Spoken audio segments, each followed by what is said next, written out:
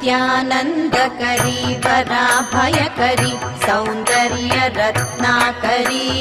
निर्धूताखिल घोर पावनकरी प्रत्यक्ष माहेश्वरी प्रालेयाचल वंश पावनकरी काशीपुराधीश्वरी भिक्षां देहि कृपावलम्बनकरी माता अन्नपूर्णेश्वरी नानारत्न विचित्रभूषणकरी हेमाम्बराडम्बरी मुक्ताहार विलम्बमान विलसत् वक्षोज कुम्भान्तरी काश्मीरागरुवासिता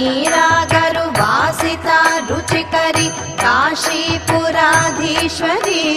भिक्षां देहि कृपावलम्बनकरी माता अन्नपूर्णेश्वरी।